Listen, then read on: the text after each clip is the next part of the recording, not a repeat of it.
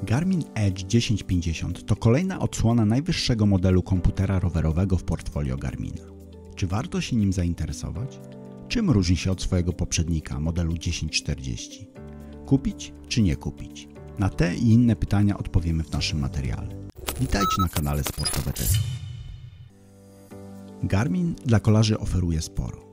Paleta produktów jest szeroka, od oświetlenia przez trenażery, po czujniki mocy i komputery rowerowe. Posiadanie całego wyposażenia rowerowego w jednym ekosystemie ma sporo plusów. Większość użytkowników o tym wie. A sercem tego ekosystemu najczęściej jest komputer rowerowy. A tych w swojej ofercie Garmin również ma kilka. Od podstawowego modelu Edge 130 Plus przez średnio zaawansowane 540 i 840, kończąc na najwyższym modelu 1040 i właśnie 1050. Obok jeszcze jest model Explore 2. Jest w czym wybierać. Ale w tym materiale skupimy się na modelu najbardziej zaawansowanym, największym i najbogatszym w funkcje wszelkiej maści. Jednym słowem, modelem Naj. Od kilku lat jestem użytkownikiem modelu Edge 1030 Plus i pojawienie się modelu 1040 nie skłoniło mnie do przesiadki. Różnice były, ale nie aż tak wielkie, żeby się skusić. Natomiast model 1050 już wydał mi się warty zainteresowania. Ale zacznijmy od początku. Edge 1050 na pierwszy rzut oka wydaje się większy i cięższy od poprzedników. I tak w rzeczywistości jest. Jest cieńszy, ale nieco szerszy i sporo cięższy. Różnica w wadze jest odczuwalna. Liczba przycisków pozostała taka sama. Ich układ również się nie zmienił. Na tyle urządzenia widać, że mocowanie do uchwytu na kierownicę ma śrubki i jest wymienialne, co jest dużym plusem, bo w przypadku jego uszkodzenia nie trzeba wymieniać całego urządzenia. Z tyłu widać również głośniczek, którego nie mieli poprzednicy. Samo korzystanie z przycisków jest dla mnie mniej przyjemne. Klik jest mniej wyczuwalny i szczególnie w oryginalnym etui Garmina jest mniej wygodnie jak w poprzednich modelach. Niestety ze zmianą rozmiaru i wagi nie poszła zmiana wielkości wyświetlacza. A szkoda. Miejsca na przednim panelu jest sporo, więc pojawienie się większego wyświetlacza unowocześniłoby design urządzenia. Tym bardziej, że ekran zmienił się bardzo. Transreflektywny ekran TFT u poprzedników zastąpiono wyświetlaczem ciekłokrystalicznym, który jest dużo jaśniejszy i ładniejszy w odbiorze, a przede wszystkim ma większą rozdzielczość. Sama obsługa też jest wygodniejsza. Interfejs jest tylko nieco inny jak w modelu 1040, ale już porównując do modelu 1030 Plus, to jest dużo lepiej i przede wszystkim dużo szybciej. Lepszy procesor i szybkość działania urządzenia może być jednym z ważniejszych argumentów do przesiadki na ten model dla osób, które dotychczas korzystały z modelu 1030 Plus. Ładowanie tras, wygoda użytkowania map, naprawdę widać kolosalną różnicę. Obsługując Edge 1050 miałem wrażenie, jakbym miał w ręce mały smartfon. W poprzednich generacjach takiego odczucia nie miałem. Co jeszcze mi przeszkadza, to klapka od gniazda ładowania. 1050 jest sporo większa niż w modelu 1030 Plus i zamyka się bez wyraźnego kliku. Powoduje to za każdym razem wątpliwość, czy zamknąłem ją dobrze. Pewnie minie z czasem, ale jednak zdecydowany klik byłby lepszy. Co do samego ekranu dotykowego, to jego responsywność jest bardzo dobra. Może jeszcze nie taka jak w smartfonach, ale już naprawdę przyzwoita. Dodatkowo deszcz nie utrudnia obsługi ekranu. W 1040 zdarzało się, że krople deszczu same zmieniały ekrany danych, w 1050 tak się nie dzieje. Nowy komputer rowerowy testowaliśmy podczas kilkudniowej wycieczki rowerowej wzdłuż Bałtyku na popularnej w ostatnich latach trasie R10. Przez te kilka dni testowaliśmy 1050, porównując go do modelu 1040, więc pokazując możliwości, jakie ma model 1050, będziemy się odwoływać do jego poprzednika. No właśnie, a te możliwości są naprawdę imponujące. Zobaczcie, do czego może się przydać komputer rowerowy podczas takiego wyjazdu. Po pierwsze, możemy na nim zaplanować i wyrysować szczegółowy plan wycieczki. Tak też zrobiliśmy. W aplikacji Connect zaplanowałem na każdy dzień trasy. Samo rysowanie jest całkiem intuicyjne i co najważniejsze, Garmin proponuje trasę w oparciu o heatmapy innych kolarzy, więc mamy więcej pewności, że dany odcinek będzie przyjazny dla rowerzystów. Wysyłanie trasy do urządzenia jest bardzo proste. Możemy udostępnić ją również innym uczestnikom. Jeśli ktoś ma starszy licznik, możemy to zrobić przez Connect przy użyciu telefonu, a jeśli ma również model 1050, można to zrobić bezpośrednio komunikując oba liczniki dzięki funkcji Garmin Share. Garmin zapowiada, że ta funkcjonalność trafi również do modeli poprzedniej generacji 1040, 540, 840. Fajne i przydatne. Sama trasa, widoczność mapy i zaplanowanego śladu jest bardzo przejrzysta. Lepsza jasność ekranu w większości przypadków wpływa na poprawę wygody użytkowania. Jedynie w mocnym słońcu przy niższym natężeniu podświetlenia może być nieco gorzej lub porównywalnie do 1040, ale w pozostałych przypadkach jest o niebo lepiej. W pochmurny dzień lub przy gorszym świetle nowy ekran bije poprzedni o kilka długości, jeśli chodzi o widoczność. Zobaczcie, jak to wygląda w słońcu dla różnych poziomów podświetlenia.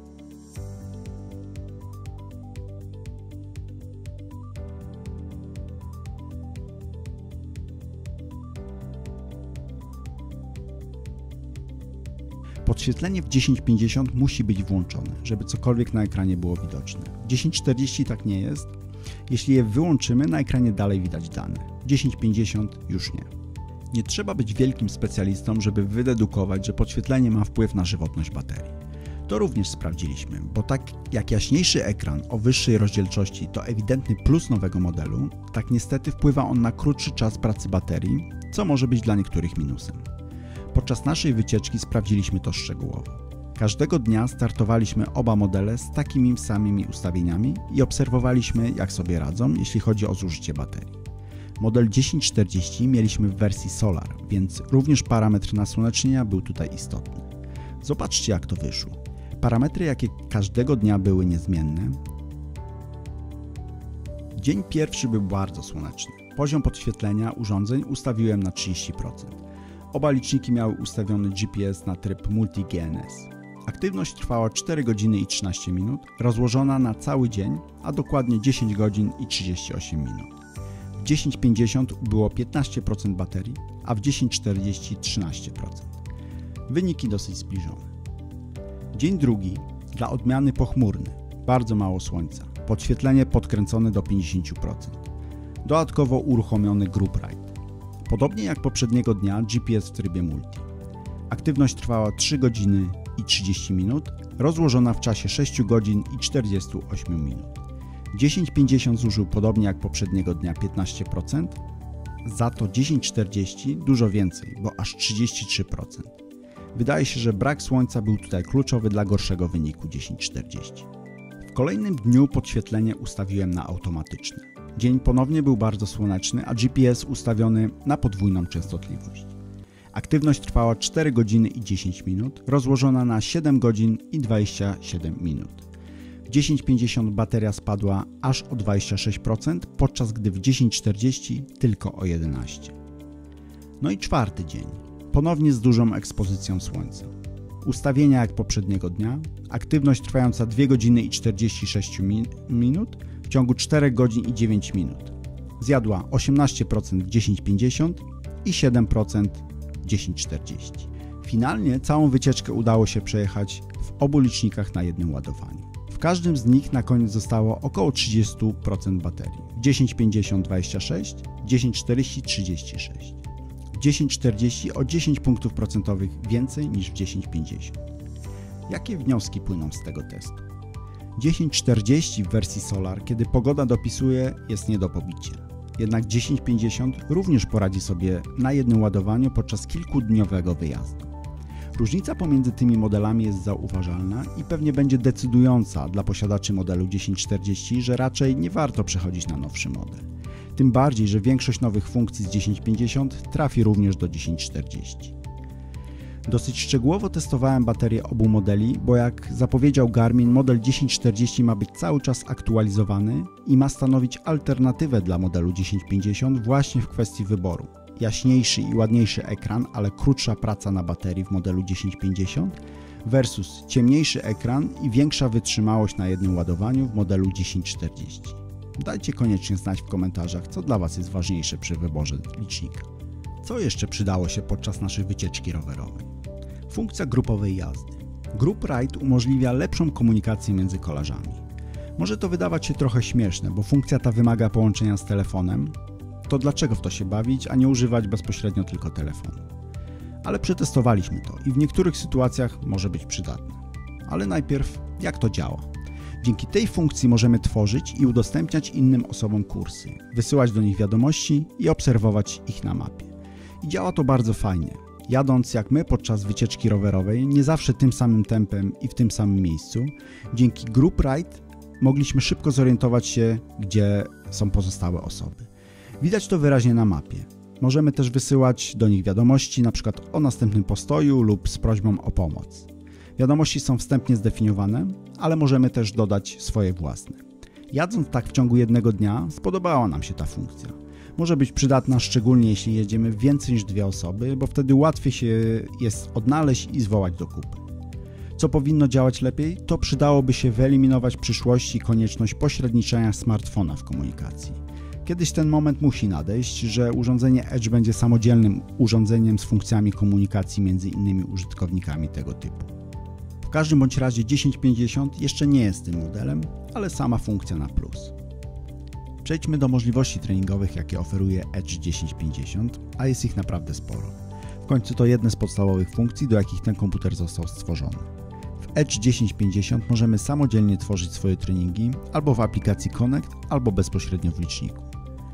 Po ich implementacji licznik prowadzi nas po kolejnych etapach treningu, więc mamy wszystko pod ręką i wystarczy realizować wcześniej wprowadzone założenia.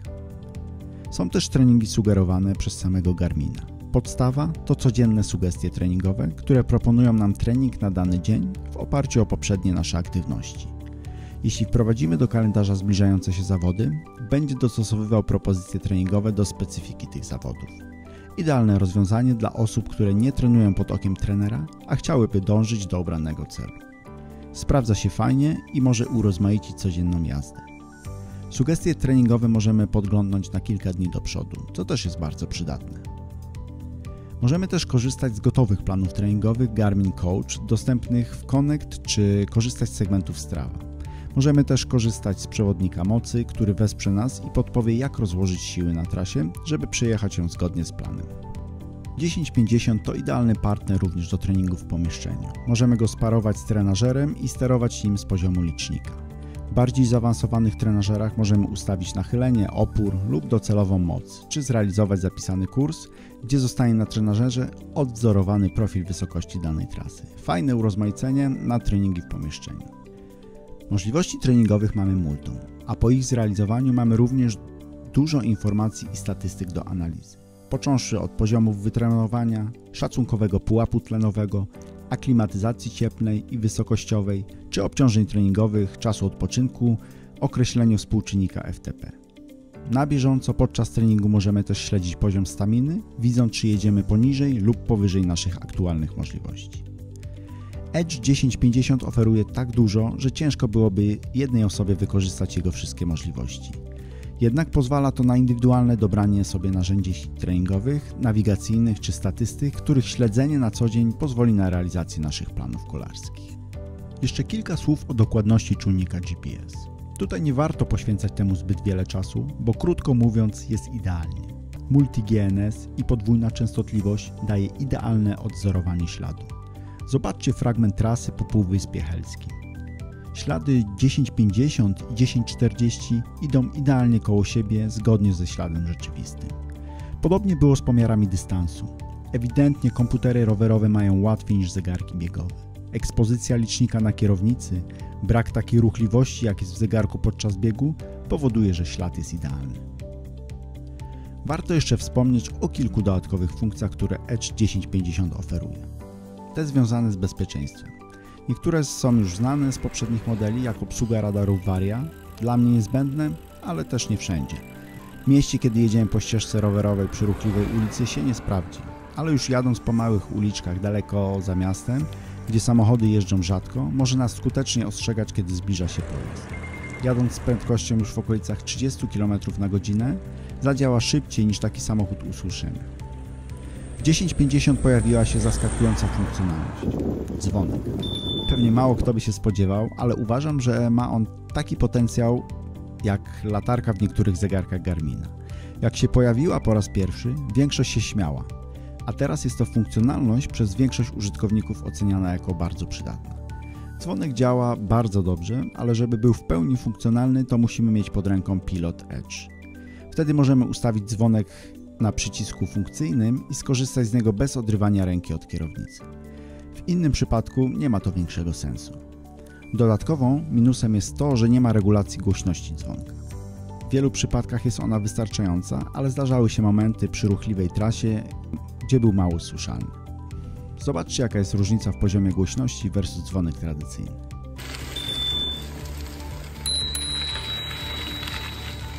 O czym jeszcze warto wspomnieć? To płatności. 1050 jest pierwszym licznikiem, który dostał taką funkcjonalność. Działa bez zarzutu, jednak można zadać sobie pytanie, po co? Licznik to nie zegarek, który mamy cały czas na ręce i jego używanie do płatności niczym nie różni się od używania telefonu. U mnie jedynie może się sprawdzić w sytuacjach przejażdżek lokalnych koło domu, gdzie mogę pojechać bez zegarka, a smartfona zastępuję wtedy mniejszym telefonem, żeby mieć awaryjnie w razie konieczności. Wtedy można zapłacić licznikiem podczas postoju regeneracyjnego, ale bez tego poradziłbym sobie inaczej. Dajcie znać, czy dla Was to przydatna funkcja licznika. Garmin Edge 1050 jest komputerem rowerowym niemal kompletnym. Na pewno będzie przydatny zarówno dla kolarzy profesjonalnych, jak i tych mniej zaawansowanych. Dla początkujących pewnie może być przytłaczający mnogością funkcji, których raczej nie wykorzystają w pełni. Bateria bardzo przyzwoita, choć nie tak mocna jak w poprzedniku. Jasność ekranu i szybkość działania interfejsu zdecydowanie na plus. Co można jeszcze zmienić? To na pewno lepsze wykorzystanie powierzchni licznika i zwiększenie wielkości ekranu, no i uniezależnienie funkcji Group Track czy Garmin Share od konieczności pośredniczenia z telefonem.